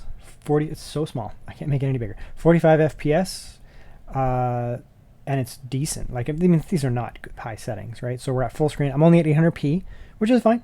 That's fine, 800p. But I'm not using any scaling. Like you can see, there's no scaling. So it's just 800p. As a result, it's not like a blocky mess. You could, if you really need to, you could throw on some FSR, but it's only FSR 1 in this game. So it does actually look quite bad, to be honest.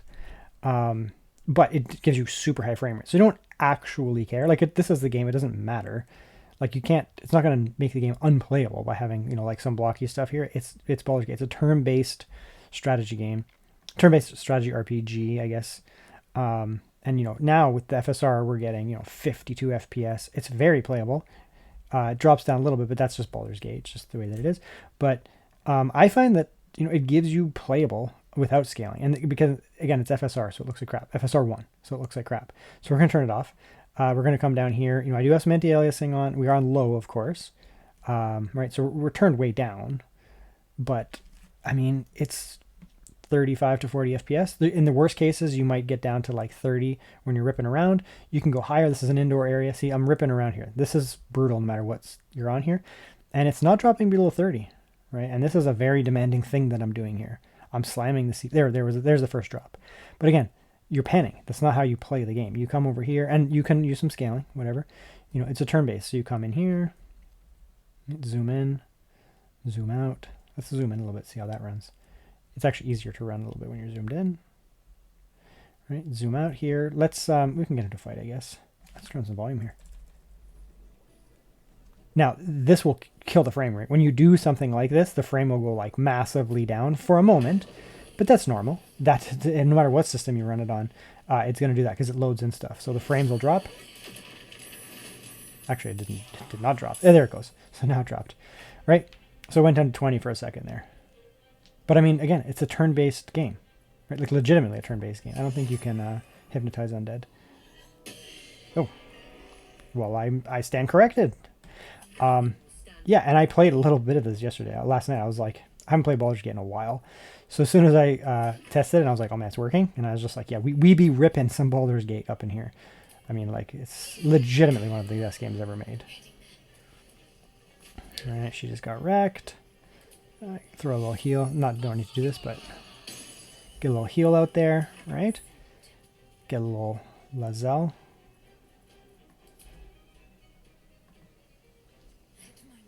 Right, so again, this is low 800p, but it's native. I don't have any scaling on. Maybe one day they'll throw on some XeSS or some DLSS 2.1 or 3.1 in the Mac version, or some Metal or something like that. But we can see here it's running just fine. You'll be able to play Baldur's Gate, we'll put it that way. It's a huge file, so you will want to install it on an external because it's like 150 gigabytes.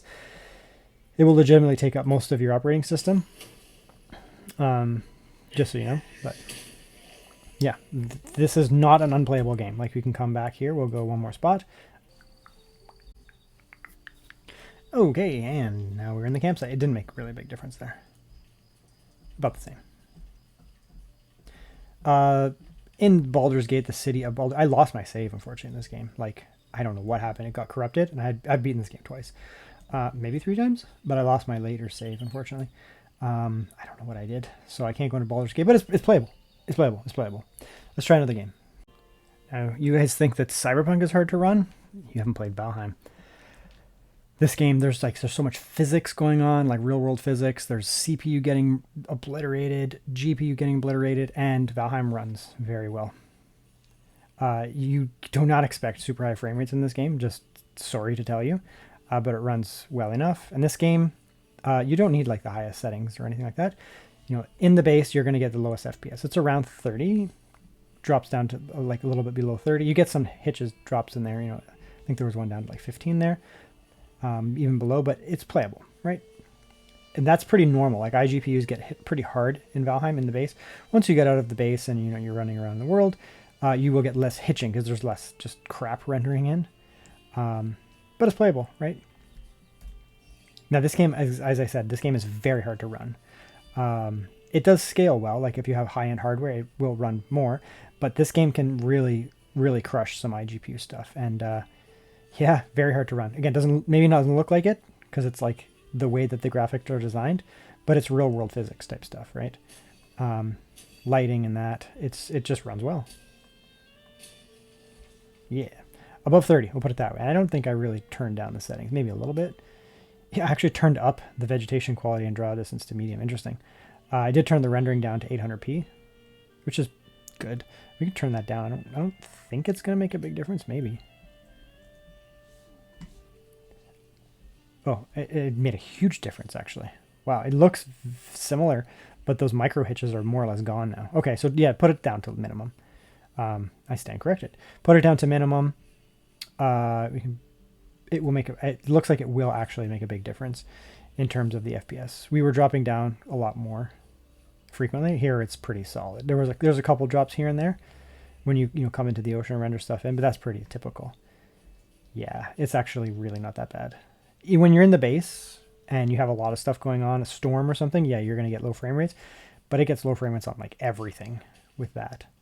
So yeah, this is better. I should have turned those settings down, and it's actually running really well. I play this with my friends online on a shared server. I'm not going to go on there. That is very hard to run because it's very end game. This is my like old personal one, and it's yeah, it's okay, but the performance is good, right? Let's try another game. Let's just keep going. Okay, let's try a little bit of Robocop. For some reason, the interface doesn't work. I was playing yesterday, and it was the same thing. The FPS didn't work, but I can give you a feeling here. So let's turn it down. Let's go back to that like 800. Does it have 800p? Okay, 801, whatever. Oh, we have scaling. Yeah, this one has metal effects. What am I doing? Let's put it back up. I tested this last night, but it was super late at night, so I was tired. Okay, so we'll go back to that 1200p. We have metal FX, which is a good scaler. And metal FX, I've used it in like Resident Evil and that on my iPhone and that, and it did a really good job. It actually looked like quite nice. We can set the frame rate. You'll find that there'll be less drops and bumps. So let's just set it to 30 locked. It'll just feel more smooth, put it that way. And it is very low, but yeah.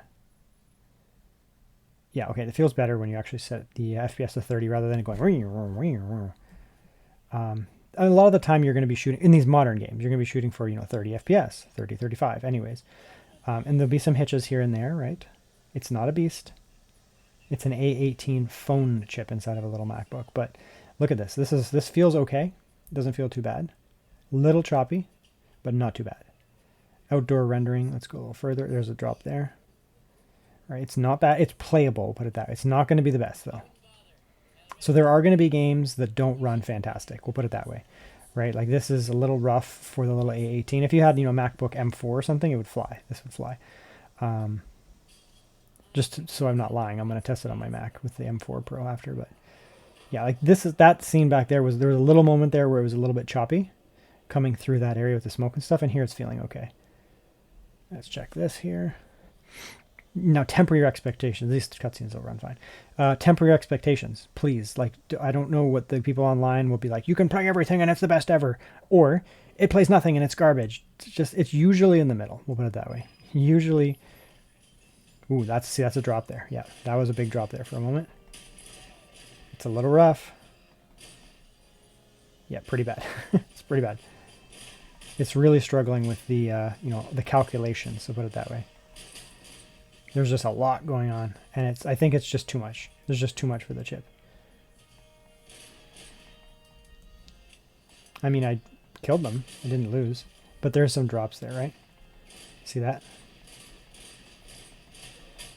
So this game I would consider borderline. Like back in the day when I was like on DOS machines, yeah, I would have been like, it's amazing, I can play. But I would consider this borderline unplayable. You could, but it's actually running well now, weirdly. There was all that drop back in that foyer. Now it's actually very playable. I don't know, man. Like maybe it depends on your standards. It was running like crap for a minute there, and then now it's fine. It's actually running very smooth. There's no drops at all. See, there's one. I think it's when it spawns in explosions. There's like a big drop. This is fine. I would say playable with an asterisk. Like temper your expectations. And you might have a blast with it, but it's not going to be for everybody. Give me that machine gun. It's a little choppy. It's a little rough. You could probably play it, but I'm going to say big asterisks on it. It functions, but it's not going to be the smoothest experience. It's your choice. So this one's a little bit rough. Baldur's Gate was fine. Valheim was fine. I've seen Cyberpunk run okay. Robocop, a little rough. Little rough. Okay, so the next step, rather than, I could just sit here and just test games. I could legitimately just sit here and test games. But let's just do a quick little thing here. Let's just come through. I have a huge library. Even with my Mac, limitations of Mac not running everything, still a huge library. Baldur's Gate is going to be tough, but it works. Cyberpunk 2077 is going to be tough, but it works. Valheim, going to be tough, but it works. Mostly, like Batman, it'll run fine. Because, these are older games, right? They'll run fine. Rocket League, all these, fine. Streets of Rage, fine. Tomb Raider, fine. Bioshock, fine.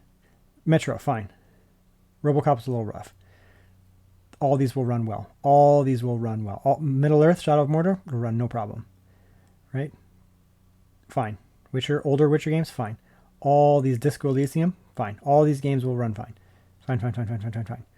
Some of these will run amazing. Like, some of these will rip like full FPS and there'll be no issues here. A lot of these. Eastward, like these are some amazingly rated games. No problems. Bastion, like these are very highly rated. Pax of Exile, Victor Vran, these are highly rated games. They'll run fine. Blasphemous, highly rated. It will run fine. All these will run fine. Terraria, it will run fine, obviously. Frostpunk, run fine. Like all these, right? There are these, like these are turn-based games. These are like kind of what I would play a lot of these. Most of these will run just fine, honestly. And some of them will run incredible, like fast, incredible fast. XCOM 2 is a little rough, but it runs. Wasteland, I was going to test in the video. I already did it last night. It actually runs very well. 35, 40 FPS, it ran fine. Yeah, I mean, these games, most of these games, the vast majority of these games are going to run fine. Honestly, out of these titles here, none of them don't work at all. There's a couple, like, Robocop and that, it's pretty rough. Like, you're borderline, like, I don't know, man. So there are going to be games that aren't going to run. There's going to be games, especially coming out, AAA, super demanding titles. They're not going to run. It's not going to be fast enough to run them. But if you have a library like this, I mean, this is a big library. There's a lot of games in here. All of these pretty much will run just fine out of maybe a couple here and there. They're going to run just fine. So yes, you can game on the MacBook Neo. You're not going to have any problems gaming on the MacBook Neo. The vast majority of games are going to run just fine, if they're supported on Steam, are going to run just fine. There's going to be some AAA titles that, do get launched on Apple, with Apple support, Mac OS support, that probably won't run in the future. Like AAA titles might be a little slow, so just be aware of that. But if you're okay with that, you're going to have a huge library. Just be aware, I mean, on more powerful Mac machines, like, my Mac Pro up there, I can do stuff like I can run Parallels, I can run Crossover, and as a result, I can run many, many, many, many more games. But it's such a much more powerful system to run like Parallels or Crossover or something like that, that it becomes very viable to run, not natively supported games on that, and then you massively increase your library, emulation, that kind of stuff. It will run just better on something like that. You will be limited here. So yes, you can game. You can play loads of games on it. Just be aware it's not going to be the highest settings for AAA modern titles. You're going to be playing more older titles than that with reasonable settings. If you really do want a game on a system, there are Windows machines with much more powerful iGPUs. The more powerful Macs, of course, would do it. And of course, you can get fairly low cost RTX or like dedicated NVIDIA graphics on these systems. Okay, now it's time for the conclusion. The MacBook Neo.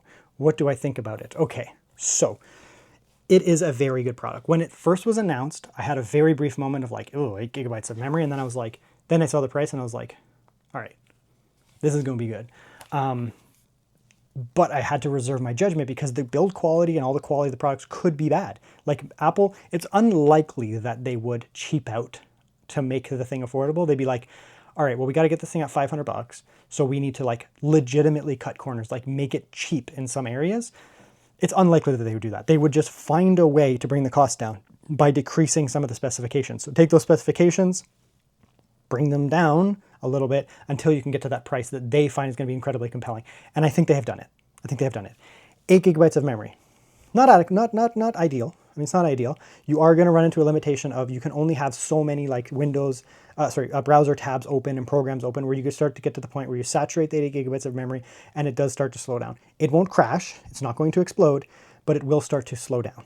Right? That is a real limitation here, that 8 gigabytes of memory, but it's not a game changer. It doesn't break the laptop. It doesn't make it no longer functional. Just be aware of it, right? Like you could buy into potentially a used MacBook Air M1 with 16 gigabytes like this here, which would then allow you to have many more tabs open, many more things open before the laptop starts to chug. Just be aware of that. Storage is not great, but then again, no Macs have good storage. At baseline, Macs have shit storage and it's overpriced, non-upgradable. That is my biggest critique of Mac products in general. Apple products are, the storage is very low and very expensive to upgrade like through Apple, and you can't upgrade it yourself. Okay, so just be aware of that. You're not getting a lot of storage on this thing. However, there are ways around it, and I can see why they did it. They did it, well, partially because they want to sell you iCloud, let's be honest. But it also, in this case at least, it's like, yeah, but it's also expensive. Like storage right now is physically expensive. To buy storage, to go out to the store and buy storage costs a lot of money.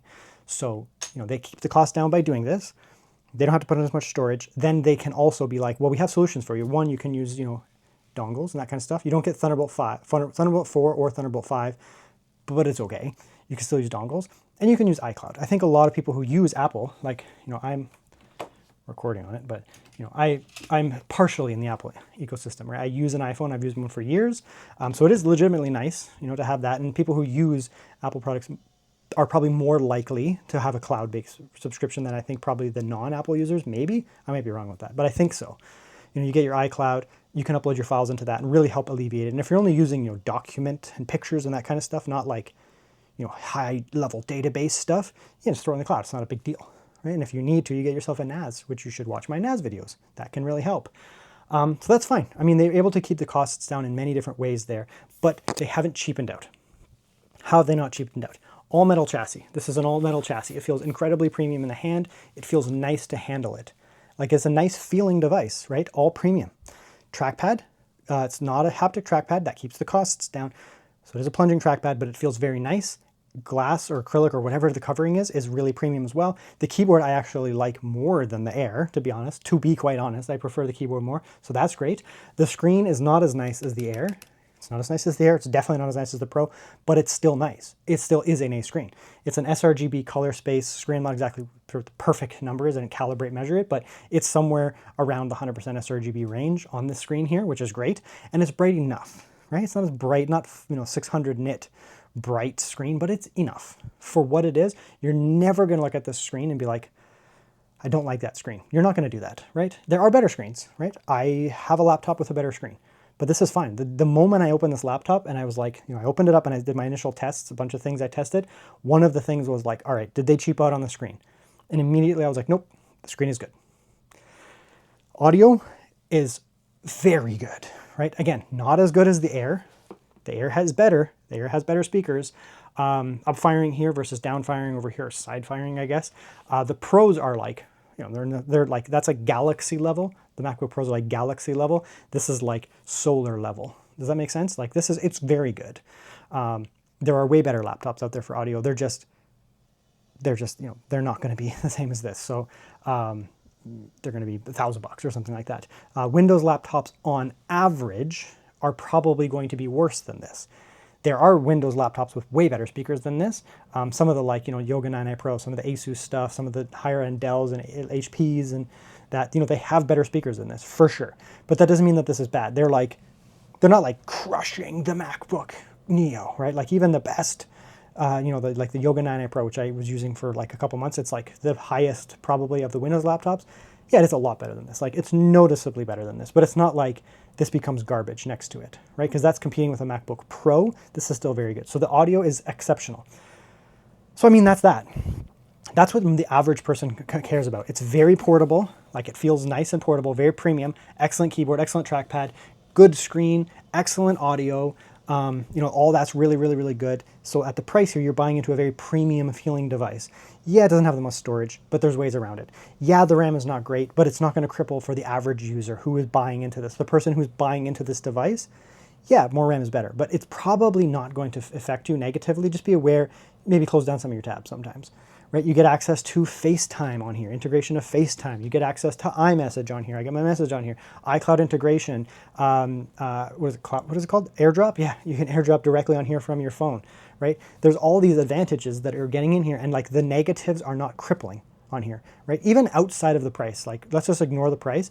No one's gonna pick this up and be like, yeah, it's like garbage. Like, you know, there's like so many compromises in that. Like, even if you didn't know the price, you'd be like, yeah, it's pretty good, man. Like, it's a pretty nice laptop, right? And then you're like, also $500, and they're like, it's so good.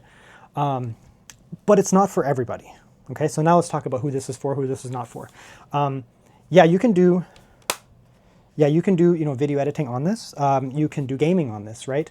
Macs are not generally good at gaming. They're capable for gaming, but it's not the right operating system for it. So, you know, if you want to do a lot of gaming, probably wouldn't recommend a Mac in general. But if you do, I mean, you probably would want to buy in at like a M1, probably better, to be honest, like an M4 or something like that. Like, that's where you really start to get the chops for gaming, modern gaming, like an M4, M4 Pro, M5. Like, you can game like really well on them. Yes, they don't support like anything, but when you do game, it games really well. However, you can game on this. It's like, if you buy a really cheap budget $500 Windows laptop, you probably can't game. Maybe. You might be able to. If you get like an RTX gaming, like you can buy $500 RTX capable gaming laptops with like an RTX 4050 or 3050, and they'll absolutely monumentally shit on this for gaming. Like an RTX 3050 laptop will take this thing and crumple the MacBook Neo in a ball and throw it in the garbage in terms of gaming performance. But it's also a big, hot, heavy, crappy battery life and cheaper feeling laptop for $500. It's literally like it has an RTX chip and then they like put some stuff around it to make it functional. That's what you're buying into here. You know, this is competing with like border, like very low level Windows laptops in terms of pricing, and it will beat most of them or match most of them. You know, like a couple generations old AMD graphics, like a 680M, something like that. Like that's, you know, that's where you're trading blows, right? And those are around $500. Like it's possible. You know, you can get into something like this. Like this here is not dedicated graphics. There's no NVIDIA graphics in here, but it has an AMD 370, HX370, which has the 890M, which is a way better iGPU than this. This iGPU will destroy this. Like it's not even comparable. Not only is it vastly more compatible, it will crush this in raw performance. The other one that I had here, you know, this here, right? This has RTX 4050, which is light years, like literally light years ahead of the MacBook Neo. It's not even comparable. It will destroy it. This is not really a fair comparison because this has the Panther Lake iGPU, which is the brand new iGPU or brand new chip from Intel, which has an absurdly powerful and capable and efficient CPU. It's super efficient, like Mac type stuff, gives you really good battery life, and the GPU performance rivals dedicated graphics. It's also a $2,000 laptop. So I'm not going to talk about it. In 6 months, you know, maybe the Lunar Lake stuff, the Intel Lunar Lake stuff, you can buy them brand new for $500. Right now, you can get them for $500 on sale. And yes, let's say you get yourself an Intel Lunar Lake CPU capable chip on an AMD on a Windows laptop for $500 or something like that. The Lunar Lake chip will destroy this. It will destroy this in terms of gaming performance. It is a way better iGPU, right? The 140V is massively more capable than this. And that could potentially be in the same price range. The CPU, though, is not like way better or anything like that. It's just, and it's very efficient, but the iGPU will be way better. It also offers some benefits. Okay, so that's that there. Now, what is the closest competitor to this product here? In terms of pricing, there's not much. You could get yourself a used MacBook Air, M1 MacBook Air, that would be competitor. It would probably be a better product. Well, it would be a better product, but it's also probably going to be open box or used. So there's like warranty concerns, long-term concerns. You know, did you get scammed, right? Not everybody can buy used stuff. Not everybody trusts it. Not everybody wants to get scammed. Not everybody wants to not have a 1-year warranty. So yes, it is an option for you to buy like a used M1 Air, used M2 Air, something like that, and it will be a better laptop. Plain and simple. Doesn't mean it's for you. Windows laptops, generally speaking, at the $500 price range, if they're full price, are going to be actually shit. A $500 MSRP Windows laptop is actually a garbage product in most cases. There might be like a few that sneak by, but generally speaking, you're buying shit. And you're buying like an all plastic garbage screen. Everything's shit. The speakers are garbage. The screen is garbage. Everything's garbage. It runs hot. Battery life is trash. Right? That's not what you're getting into. You can buy $500 to $600 on sale Windows laptops that would be in the same ballpark as this and potentially better in some ways. If you got yourself, you know, an Intel Lunar Lake, a Lunar Lake chip, you know, the 258V or something like that. Yes, you can find them for $600 or $500 on sale. On sale, has to be a deep sale. You can buy them. Generally speaking, I find that the Intel Lunar Lake stuff is not put on bad laptops because Intel has some like a baseline that they put on, and I've only found like at least decent. And a lot of the times, like you can get yourself like a Yoga 7i Slim, the Asus, the VivaBooks and that are around $500-600 with a Lunar Lake chip. The Lunar Lake chip will offer very good battery life, not as good because it is Windows. It's a little bit more likely to like screw up the battery, like doing stuff because it's just bloated. It's a bloated operating system, but it will still give you very good battery life. It will give you similar types of CPU performance, maybe not as good, to be honest. This is a very good chip, but still very good. And a way better iGPU. So you'll get a much better iGPU. But you do have to deal with the Windows issues. So Windows itself doesn't sleep as well. You know, you have to customize Windows a little bit. It's much less plug and play, much more prone to viruses, much more prone to this, much more prone to that. So if you're tech savvy, you're a very tech savvy person, or you know someone who's very tech savvy, or and you're patient with your operating system, yeah, you can get a Windows machine that would be better than this around this price. It is possible. It's absolutely possible. You can get yourself an Intel Lunar Lake laptop, 258V, 140V iGPU, 16 to 32 gigabytes of RAM, probably more like 16 to be honest, which would be probably similar. 16 gigabytes is Windows, is basically equivalent to 8 gigabytes in Mac, put it that way. So it'll be similar, more storage and expandable storage, probably brand new quality, so also a year warranty. So it is possible. It is possible to beat the MacBook Neo. I've seen all these people who are like, either the MacBook Neo is the worst product in the world or the best product in the world. There's never like a measured take, okay? It is possible to get a better valued Windows machine. It is possible. That would be more powerful, more versatile, and that than this machine here. It is possible, but it's not easy and it's not for everybody, right? So who do I think the MacBook Neo is for here? I can safely say that it is actually for probably the average consumer. Isn't that crazy? I think the average consumer, okay, I'm an old man now, okay? But I'm not stupid. I'm tapped in. I'm tuned in, right? I'm with it. The younglings, I'm with it. Like I get all the slangs and the 6-7s and all that. I don't understand why, like the basis of it, but I get that they exist. The average consumer now has probably a phone and maybe a tablet. Where's my iPad? It's in the kitchen. And an iPad. They doom scroll on an iPad. That's what they use. That's what they use for their computer. They don't even have a computer. A lot of people, right? They do a lot of stuff on like an iPad with a keyboard. They do a lot of stuff on their phone, browsing on their phone, that kind of stuff. But I still think that the average consumer, these people that I'm talking about, should have a laptop, right? A lot of these people will buy into like an iPad, right?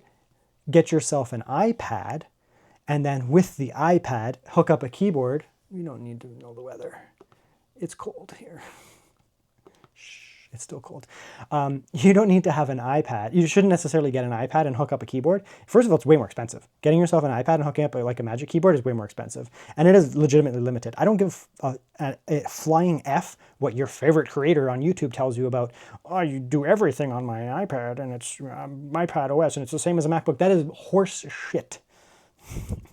I've tried it. It's not true. It's fine. It does the trick. If you want one device and you need an iPad anyways, and you do drawing and that kind of stuff, it's great, right? Because you can streamline, you can take, especially if you do graphic design and use the pen feature on your iPad, you can then, I'm already using the iPad with the pen, I can extend it further, right? I can attach a keyboard to it and make it close to what a MacBook or something like that would be. I think that's good for some people. That's a very small niche, to be honest. Like, how many people are like graphic designers who use an iPad with a pen for their professional work and then also sometimes need access to the keyboard for typing? What is the percentage of that population? 0.001? 0.1 of the human population? Like, it's not that big. It's a tiny fraction of the population. They're just the vocal minority, because they're on YouTube and they're creators. So you see them all the time, but they are not the average. Okay, the average is the doom scroller on a phone or a tablet. But those people, I think, really can benefit from this, okay? You get access to the beautiful screen. You get access to all the Mac features and ecosystem stuff. You don't have to mess around with hooking up a Magic Keyboard. You don't have to mess around with that. You have Mac OS. Mac OS, I'm not the biggest fan of Mac OS, let's be honest. I don't like it. I don't think it's fantastic for me. It's good for other people. It's not good for me. I like Windows. Windows is a bloated hot mess and it's disgusting, but it is more what I need it to do. Okay, but the average person doesn't need Windows. They're okay with this, right? Very unlikely to get viruses. Very hard to break Mac OS. Very hard to screw it up. You don't have to customize stuff. In most cases, you just use it. You just turn on the computer and you just use it, right? This is what you want. It is very hard to break. You get this for someone in your family, an older person, a younger person, yourself if you're not tech savvy. You're probably not going to have problems with the Mac OS. Unless you're doing some power level stuff, you're probably not going to find it to be a limitation whatsoever, and you're going to be very unlikely to like screw up the operating system. Okay? So, and that's the average person now. The average person is not like, yeah, I have a pretty like tech savvy audience, but you guys are not the average. I'm sorry, you're not. I am not even close to being the average. Right? I'm like a dork. I just like techie stuff. The average person does not. Like, you might watch it, but the average person is like, they don't know much about tech. They don't care much about tech. They may like to watch, the new tech stuff, and, they may appreciate like the new Apple products, and they may even go into like the specs and appreciate it. I'm not saying you don't like it. I'm just saying that it doesn't matter. that much to them, right? Like the average person, like they would benefit from a premium, portable, high battery life, hard to break product with a native keyboard built into it, native trackpad built into it, so they can do desktop or laptop level productivity. Mobile productivity is still not there. You can't do everything on your phone and your tablet. You can make it work, but it is not optimized. Most things are still optimized for, like the professional side, are still optimized for this here. If you're a student, if you're professional, you can take this with you.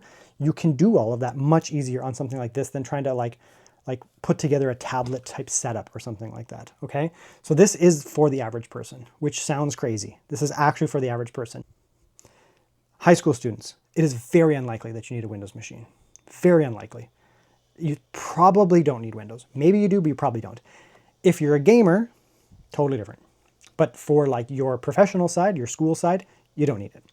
High school, university students, more likely you'd need a Windows machine, but still not likely.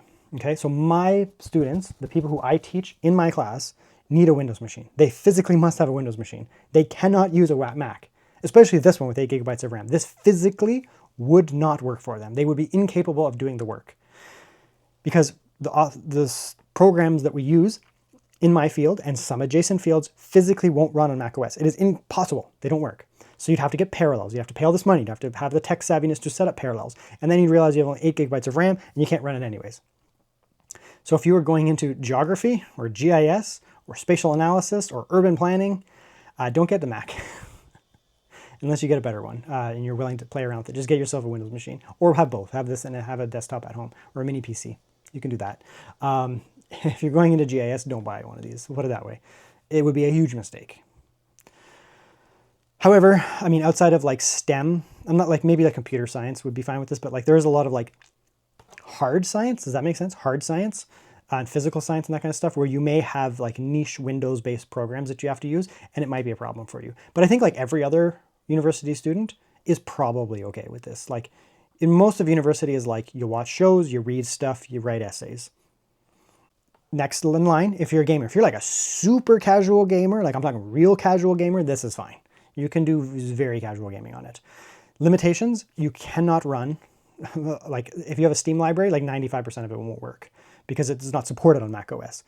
Yeah, you can run stuff like parallels and crossover and that, but that's then another layer that goes on top of this, which then uses resources, which this will then be too slow. Okay, so for gaming, don't get this. If it's the most casual level of gaming, it's totally fine. We showed it, it works just fine.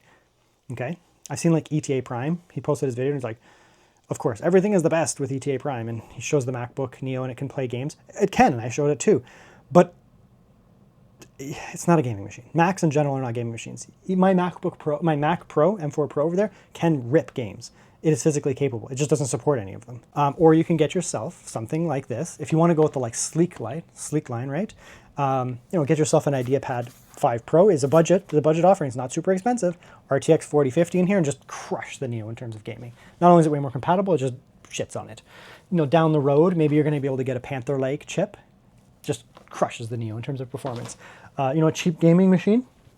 This is the cheapest, like good gaming laptop you can buy right now. This is a Legion 5, not Pro or anything like that. It's a 15-inch, very portable little guy, 15-inch. This is a 5070, you can get it with a 4060. 5060, you can get it with a 5050. The 5050 one is a fair price. 5050, you can get it for like under $1,000. Then you get, powerful CPU, way more powerful than this, and the iGPU is not even in the same discussion, right? A 5050 will obliterate this in terms of performance. If you need it. If you need a gaming machine, even if you're a student, whatever it is, you need a gaming machine, sure, you can get one of those, okay? Who else? Grandma, grandpa, get them a Neo. They don't know how to use macOS, teach them. It takes 5 minutes, 10 minutes, they'll be fine. They're not gonna come to you in a month and be like, listen, grandchild, I downloaded virus.net and stealmywallet.org and just like, my computer is completely compromised and destroyed.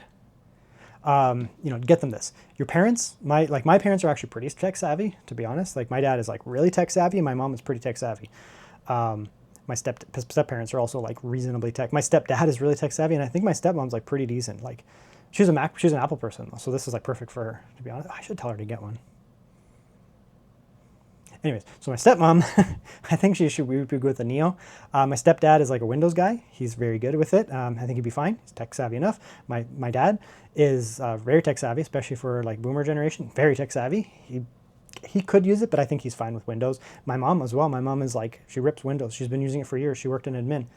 So I think she would be fine with this, but I think she's like fine with Windows. So like my parents, maybe not. Maybe the bad example, but I think like the average parent, I think my like parents and my step parents are like above the average in terms of tech savviness, like legitimately. But I think like your parents, yeah, maybe get them the Neo. I think it's probably fine. And then young kids, right? Don't get your nephew and your niece who are like 10 years old a Chromebook, please, for the love of God. Like, just don't get them a Chromebook. It's like $400 or $300, and they're so shit. I'm sorry, Google. I know this is your platform and I'm promoting it. I've seen some really nice Chromebooks and they're very nice. But the average Chromebook is so garbage. It's so garbage. So anyone who's young, don't get them the iPad. Don't turn your kids into an iPad kid. I'm sorry. Don't get them into an iPad. Get them a Mac Neo. It's the same price. And you're going to take their brain away from the doom scrolling, like it's a mobile app and it doesn't do anything and just doom scroll all day. Get them into a Neo so that they start to understand at least some fundamentals of like file systems and things go here and like this is a computer. So they have some tech literacy. Like, get your kids into tech literacy. And this is a good buy-in for tech literacy. Yeah, it's not PC, but you can learn tech literacy on a Mac, to be honest. Like, it's good. So get your young kids into that. Seniors, absolutely get them this. Your parents, probably more likely to get this than to not get this. And then, the young people, like the teenager up to the like 50. Is that right? That's like Gen X. I mean, the average Gen X is like fairly tech savvy, but like maybe like the older Gen X. Like, we're in the range of like, yeah, you could do like a Mac, you could do Windows PC, you could do gaming PC, and it's going to really depend on your situation. But even within like the like primary age population, I still think that the Neo can fulfill most people's needs. Shout out to my parents. I finally brought them up in the video. They're cool. I love my parents, step parents too. Everybody's dope. Dope family, cousins, brothers, sisters, stepsisters, partner, in-laws, everybody in my family's sick. I haven't given you guys shout outs. Friends, everybody's dope. People on Discord, you're all friends. Shout outs for once. Yeah, it's a great product. I think it gets the Bo stamp of approval. I think it's going to be good for a lot of people. I think it's really going to shake up the industry. It's very good. It is very good.